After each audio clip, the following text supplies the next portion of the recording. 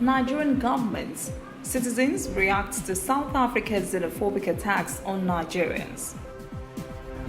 Economic and Financial Crimes Commission (EFCC) says it will expose politicians sponsored by Yahoo boys. On the international scene, Hurricane Dorian leaves trail of destruction in Bahamas, slams Florida with strong winds and rain. And in sport, Zambia cancels friendly match with South Africa over xenophobic attacks on foreigners.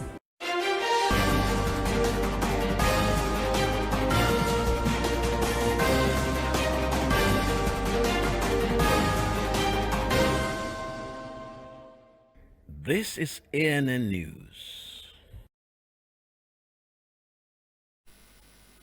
I am Olajumoke Olatunji. The country has reacted to the ongoing xenophobic attacks on Nigerians living in South Africa. Venting anger, some Nigerians have attacked South African businesses operating in the country, most notably ShopRite and MTN.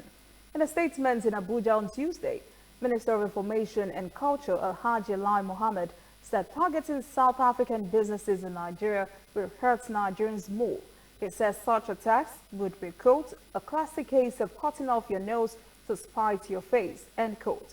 The minister says investors in those companies like MTN and ShopRite are Nigerians and that majority of workers in those South African companies are Nigerians. Mohammed said if those companies were forced to shut down in fear of attacks, it is Nigerian workers who would be hardest hit. The information minister assured Nigerians that the federal government was already taking decisive measures to end the continued xenophobic attacks against the Nigerians in South Africa. A presidential special envoy has been dispatched to South Africa's President Cyril Ramaphosa to convey the president's concerns on the situation. Many ShopRite and MTN stores in Lagos did not open today. One of the protesters against the xenophobic attacks has been shot and killed by police in Lagos on Tuesday night as an angry mob that had stormed the Circle Mall in Lekki area set a police van ablaze. An actress, Belinda Effa, who was in the midst of the disturbance, sent out tweets that hoodlums had hijacked the protest. She was calling for government help when hoodlums began attacking motorists. Effa said many motorists abandoned their vehicles and ran for cover when the area became quite unsafe. She said boys carrying machetes and stones said they were looking for South Africans to kill, but the same group vandalized vehicles and broke windshields.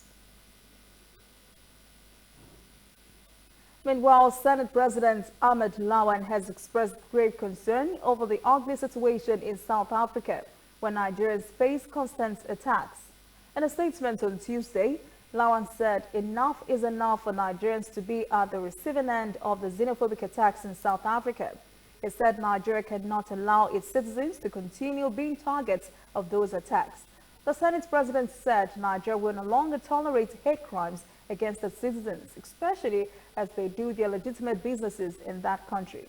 He alluded to the major role played by Nigeria in securing South Africa's freedom from apartheid and colonialism. He blamed South Africa for what he identified as its failure to educate its younger generations on the sacrifices Africans made toward, quote, expunging scourges of colonialism and apartheid from the continent, end quote. Lawan said he had asked the South African government in July to do whatever it took to protect the lives and property of Nigerians there, just as the Nigerian government is committed to the safety of South Africans residing in Nigeria. The Senate President said the South African Parliament must urgently act to stop this menace. And South African President Cyril Ramaphosa has reacted to the xenophobic attacks. In a tweet on Tuesday, Ramaphosa said there is no justification for the attacks on Nigerians and other foreign nationals in the country. The South African president said he strongly condemned the looting and burning of businesses and property belonging to foreigners and the violence that started on Sunday, but that has been spreading across some provinces in the country. Ramaphosa said he has met with security officials on Tuesday to find a solution to the wanton violence and a way to stop it. The president said South Africa wants to live in harmony and that any concerns or grievances must be resolved in a democratic way. And now to other stories. The Economic and Financial Crimes Commission, EFCC, says it has uncovered in its findings that some politicians' benefactors are Yahoo boys. Port Harcourt Zone EFCC head Abdulrashid Bawa said those politicians were sponsored for elections by internet fraudsters. He said the commission will soon expose those politicians and their sponsors. Bawa disclosed this on Tuesday as he spoke to journalists on the commission's collaboration with the U.S. Federal Bureau of Investigations, FBI, on its fight against internet fraud. Bawa said Nigeria's image is being sought abroad by internet fraudsters. He said the phenomenon is also killing genuine businesses from coming to the country. He said names of internet fraudsters and the candidates they sponsored for election contest will be published at the end of the commission's investigation. The Port Harcourt EFCC zone head also said the commission has arrested more than 100 cybercrime suspects and has secured more than 30 convictions of fraudsters, all in the past 8 months. Ondo House of Assembly member representing Okitipupa 2 constituency will no longer hold that position. The State Supreme Court has dismissed his appeal and upheld the judgments of the Court of Appeal that set aside the election of the APC lawmaker. The certificate of return earlier issued to James Ololade Bebudu by the Independent National Electoral Commission, INEC, was validated by the Supreme Court as the authentic winner of the APC primary and as lawmaker representing Okitipupa 2 constituency. The Supreme Court has ordered the State Assembly Speaker and Clerk to swear in Begudu immediately.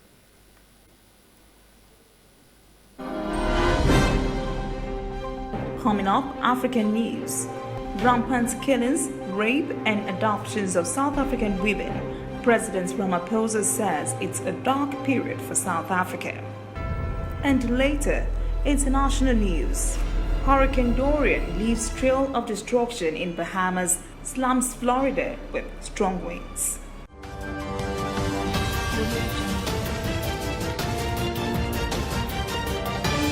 You are watching ANN. Dear Mommy, you went out that night with the baby in your tummy, but you did not come back. The baby is very fine and she eats and sleeps a lot. Everyone says that you are in a better place, but I miss you so much. I keep asking them, where is the better place? But nobody answers me. Auntie Kemi just hugs me and says, go and play. Mommy, I miss you. Please, when are you coming home? I still do miss you, Mom. And in honor of your memory, I'm a doctor today working with the MTN Foundation to save mothers and children every day. Ending mother and child mortality in Nigeria is dear to us. We will keep strengthening this most important bond just for you.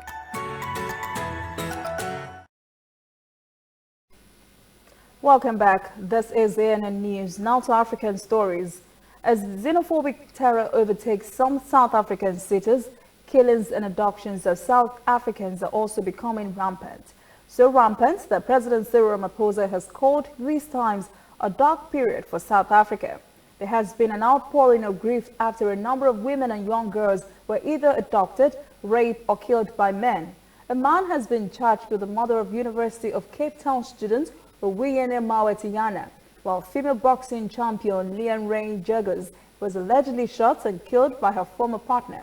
Also, 6-year-old Ami De Jagger was adopted in front of a school, but has been found and returned to her family. The Independent Police Investigative Directorate says the estranged police officer boyfriend of female boxing champion Juggers, who shot and killed her on Friday, has died in the hospital. President Ramaphosa said in a statement on Tuesday, the mother of the two young women reminds everyone that the women of South Africa are not safe, either in their homes or in the streets. He also said this is a very dark period for South Africa as a country. He said the assaults, rapes, and murders of South African women are a stain on South Africa's national conscience. The Ebola epidemic in the Democratic Republic of the Congo has claimed hundreds of lives, but hundreds have survived. The women survivors have taken up the responsibility of caring for infected children, some of whom the disease has turned to orphans. Reporter Chris Akamringa has the details. Rebecca Katungu is a survivor of Ebola living in the DRC's eastern town of Beni. She contracted the disease in May this year, but she was taken early for treatment and was cured. When I got infected with Ebola, I was put on treatment at a unit inside our hospital. I'm now free of the disease. She's now immune to Ebola because her system has developed antibodies that protect her against reinfection. Rebecca and other women like her now take care of children infected with Ebola at a treatment center in Beni. They have been nicknamed the Lullaby Singers. Neema Lepisa is one of these women who's taken care of many children orphaned by the epidemic. The health experts asked us to start taking care of children whose parents are in isolation or dead because we cannot get reinfected with Ebola. She feeds and soothes the babies in the absence of their mothers. The women who have volunteered to take care of children infected with Ebola are playing a vital role in the fight against the disease. Records from health experts show that the current outbreak in the DRC has affected more children than the one that occurred in West Africa between 2014 and 2016. Healthcare workers treating Ebola patients cannot touch the children because they could be infected. And so the only human touch the children get is from lullaby singers like Rebecca and Neema. The women also help spread the word that Ebola can be cured if patients are treated early. There is great excitement in Mozambique over the visit of Pope Francis to the country. The pontiff arrived there on Wednesday to begin his three-nation African trip that will also take him to Madagascar and Mauritius. Among many issues, the Pope is expected to address the country's fragile peace process and the devastation caused by cyclones Idai and Kenneth earlier this year. The pontiff said his heart reached out to embrace all the people of Mozambique, even though he was unable to go beyond the capital. Some Bay Area residents had wanted him to visit the city most affected by cyclones. Pope Francis is the first pontiff to visit the country in more than 30 years. This is his fourth visit to the continent as pontiff. The three-day tour comes a month after Mozambique signed a historic peace treaty with the former rebel group Renamo, which is now the main opposition party. When we return, international news. Hurricane Dorian leaves destruction in Bahamas, slams Florida with strong winds and rain. And later, sports. Zambia cancels friendly match with South Africa over xenophobic attacks on foreigners.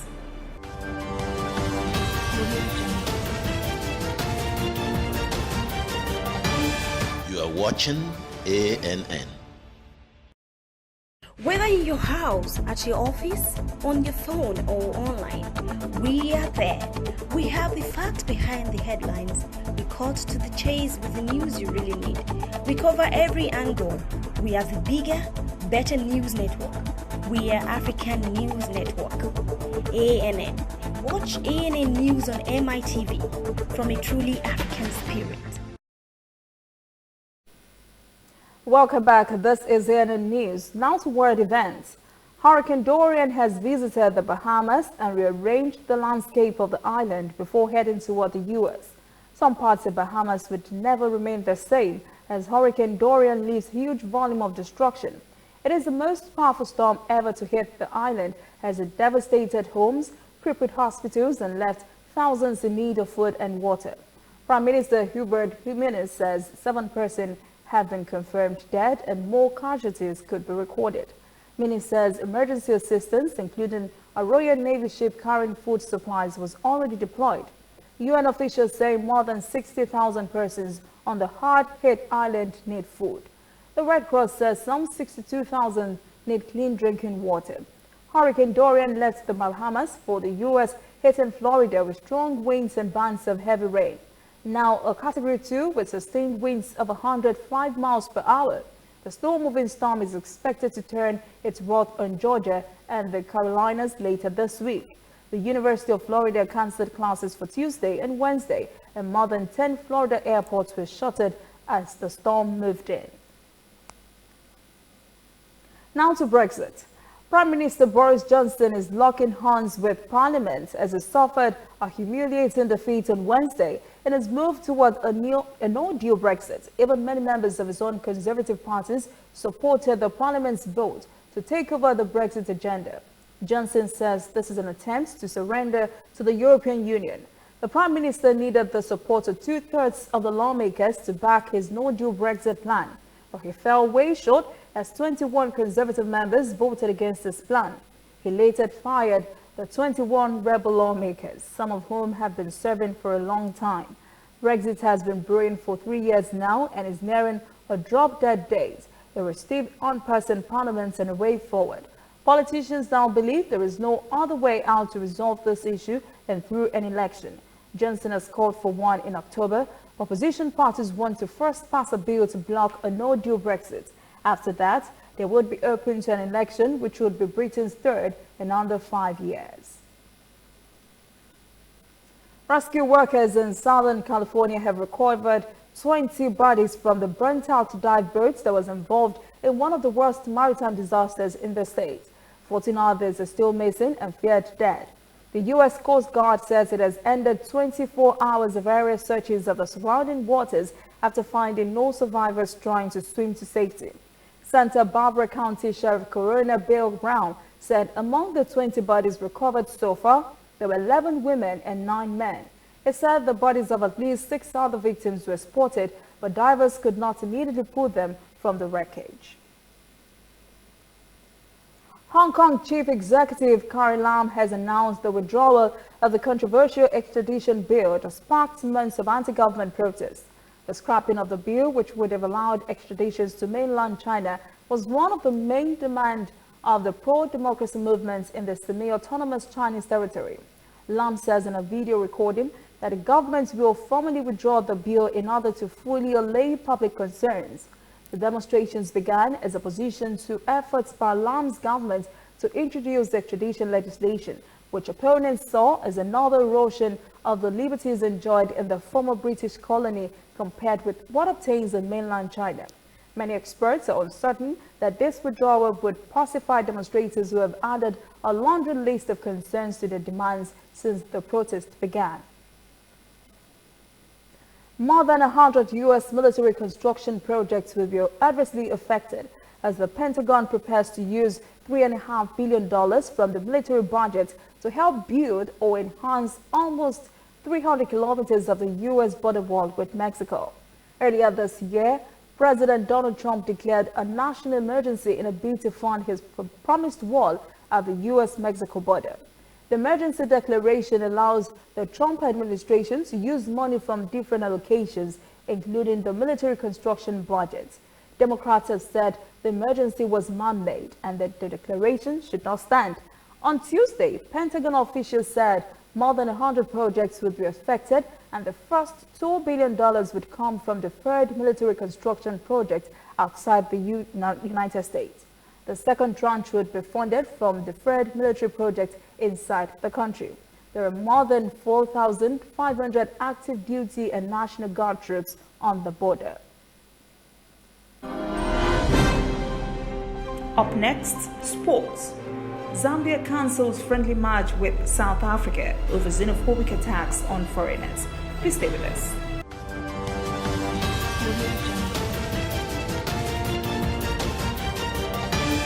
You are watching ANN.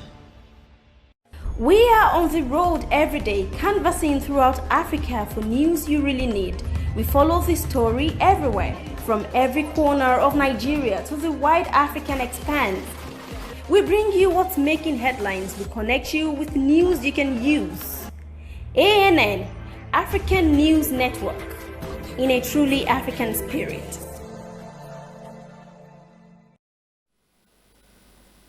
Welcome back. This is ANN News. In sports, Zambian Football Association has called off its friendly match against South Africa because of the country's ongoing xenophobic attacks.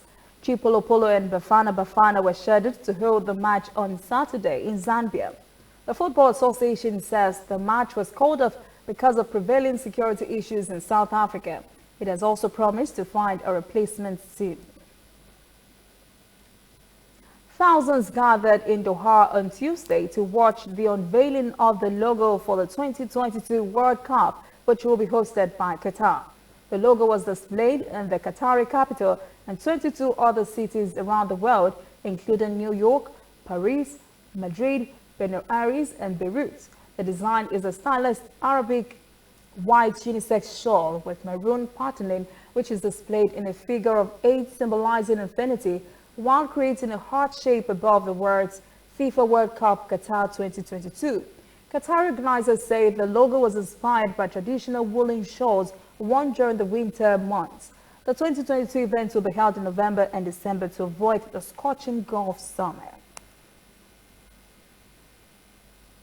That is NN News this evening. Thank you for joining us. For details on these and other breaking stories, visit our website, annafrica.news. Conversation continues on our social media platforms, Twitter, Instagram, and Facebook at ANN Africa TV. I am Olajumoke Olatunji. Have a pleasant evening.